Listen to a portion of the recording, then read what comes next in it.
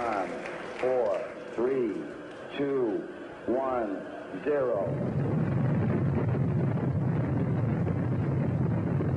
We have commit. We have liftoff. Liftoff at 7:51 a.m. Eastern Standard Time. Houston, you are go for staging. Over.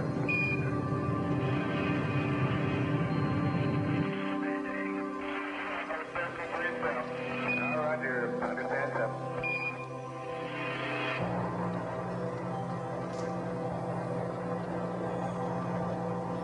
Following.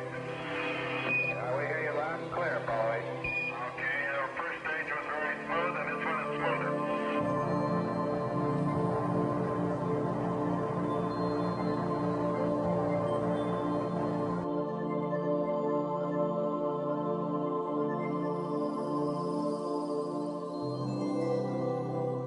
The vast loneliness up here on the moon is awe-inspiring, and it makes you realize just what you have back there on Earth. The Earth from here is a grand oasis of the big vastness of space.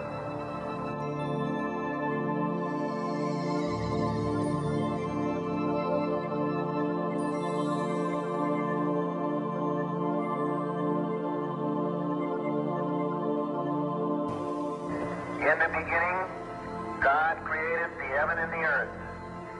And the earth was without form and void, and darkness was upon the face of the deep.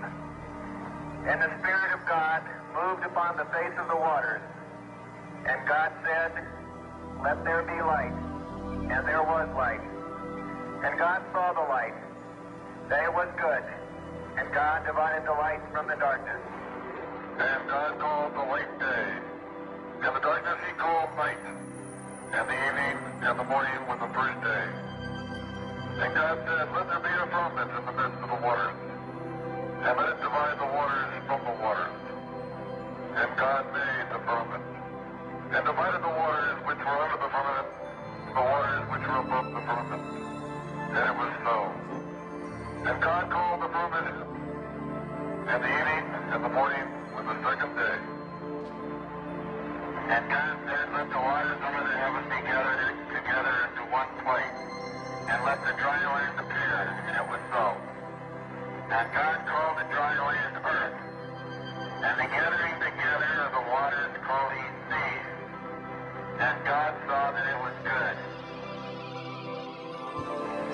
Give us, O God, the vision which can see thy love in the world in spite of human failure.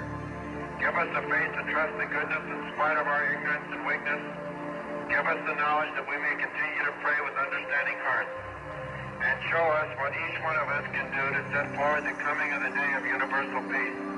Amen.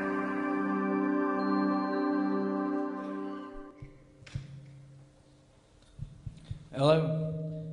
No. Hey, no, I'm not doing anything. What are you doing? No, I'm just sitting around watching TV. No, I got nothing to do all day. Yeah, no, I'm watching this thing about these, the miners in Chile. Yeah, no. No, they're all coming up and talking about how they weren't down there alone. Yeah, no, God was down there with them. I know, it's awesome. Ridiculous, right? Yeah, and then when the Easter Bunny didn't show up with their food rations, they called in NASA to come and rescue them, right? No, I know, it's awesome. Yeah, people will believe anything. Yeah, like God's got nothing better to do than be down in a hole in Chile somewhere. Anyway, yo, listen, I got someone coming at the door, so let me get going. All right, yeah, no, bye, I'll talk to you later. Hello? Hey, how are you? Is Lois in? No, she's not in right now. Can I ask who's calling? Sure, my name is Anthony. I'm from a local church, and she filled out a response card, and I'm just here to repay the visit.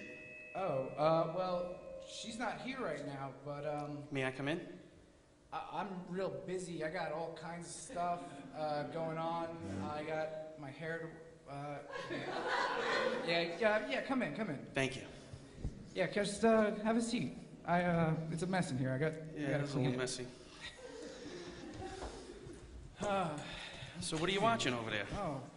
Well, I was just watching this thing on television about these the miners in Chile. Oh, really? Yeah, no, they're all coming up out of the mine and talking about how they weren't down there alone.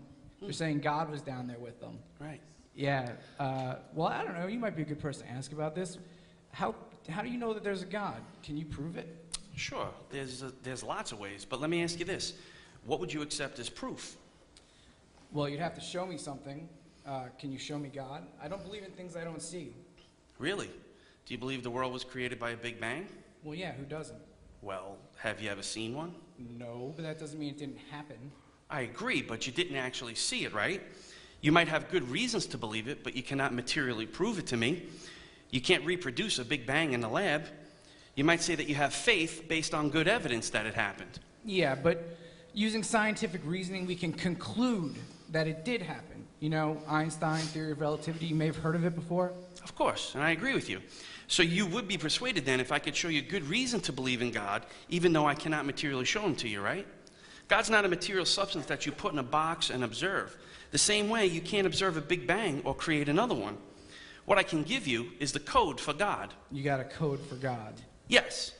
No, well, what I mean is this. I can explain my reasons for believing in God with the acronym CODE. It spells code, and it stands for causation, order, design, and ethics. Sounds a little bit hokey to me, but all right, go ahead, smart guy. Impress me with your code. All right, we'll start out with the C. C stands for causation. I believe that God provides the best explanation for the cause of everything that we see and experience. Science tells us that we cannot have an effect without a cause. No cause, no effect. You cannot scientifically bring something out of nothing. So even if there was a Big Bang, which I'm okay with, there would have to be a Big Banger. Did you hear that? Who's there? Wait a second. Hello? Wait a second. Why do you believe that someone has to be there? I heard a knock, duh. So because you heard a knock on the door, you believe that someone has to be there? Wait. You gotta be kidding me. Don't tell me you church people believe doors knock all on their own. No, of course not. I believe that someone knocked on the door just like you. But isn't that what scientists deny about the universe? According to them, bang! And the universe came into existence out of nothing, just like the door knocking all on its own without someone knocking on it. The way I see it, if a knock on the door needs a knocker, a Big Bang needs a Big Banger. That's why the C in code is so important. The universe needs a cause, just like the door knocking needs a knocker. To think anything else would be just like you said. You gotta be kidding me. It didn't happen all on its own. All right, that was slick. But I guess I could see why you think that. All right, keep going with your code. All right, we're up to the O. And O stands for order. When you look at the incredible order and complexity of our solar system, the ecosystem on Earth, the various systems in our body, better yet, just look at human DNA. DNA is the profound information code that's found in every living cell. It's the blueprint that underlies all life. It's actually a 4-digit code that determines your sex, your eye color, hair color, skin color, your height, all the things about you that make you unique. It's kind of like notes on a music sheet put together to create a symphony, only the symphony is you. Did you know that if you were to stretch out all the DNA in all the cells of your body, it would reach the moon? Really? Yeah, 6,000 times. Look, let's say you went to the beach and you saw the letters H-E-L-P written in the sand. Would you look at your friend and say, look what the tide caused today? No. Of course not. Or better yet, you look up at the sky and it says, eat at Joe's. Would you say, strange cloud formations? No, I suppose not. Of course not. You would immediately think that someone wrote those things. Someone put those words and letters together to convey a thought. So you see, I think God provides the best explanation for all the order we see and experience, unless we get all this complex order out of a big explosion of the chaotic first elements. It just doesn't seem likely to me.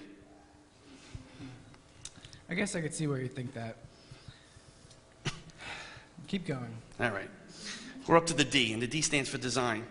When you look at the intricate design and complexity of the human body, or even just a human eye alone that has over 140 million light-sensitive cells, and then you understand what it does. It produces a full-color 3D movie on the back of your brain. It has a lens that focuses and adapts to light conditions and weather conditions. It even has a little duct for cleaning fluid and eyelids that act like little windshield wipers.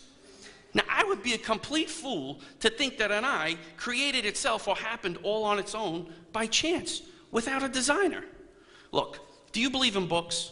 What? What do you mean? Books that you read, you know. Yeah, of course I believe in books. I love that book, Harry Potter and the Sorcerer's Stone. Good, then you must also believe in authors, because you can't have a book without one. Yes, it would be difficult to have a book without an author. Right. When you look at a painting, how do you know there was a painter? Well, the painting exists. Exactly. When you look at a building, how do you know that there was a builder? The building exists. Right. When you play or look at a video game, how do you know there was a programmer? The video game exists. Exactly. So you see, when I look at creation, I know that there had to be a creator, because the creation couldn't exist without one.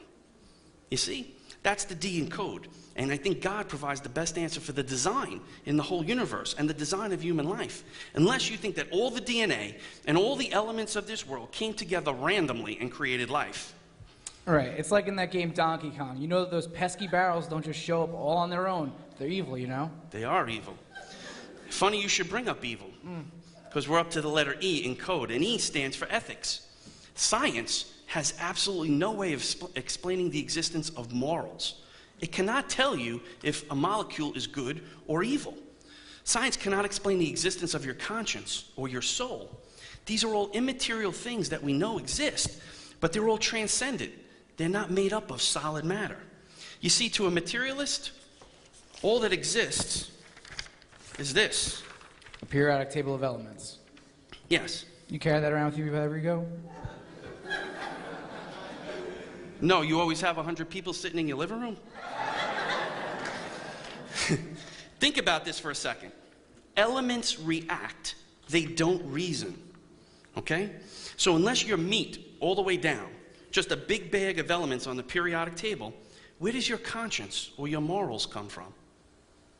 Elements don't bring that. Does matter become mind, or does mind beget matter? So you see, when I look at the causation, order, design, and ethics of this world, I think it makes an excellent argument for the existence of God. What do you think? And just as important is, what do all of you think?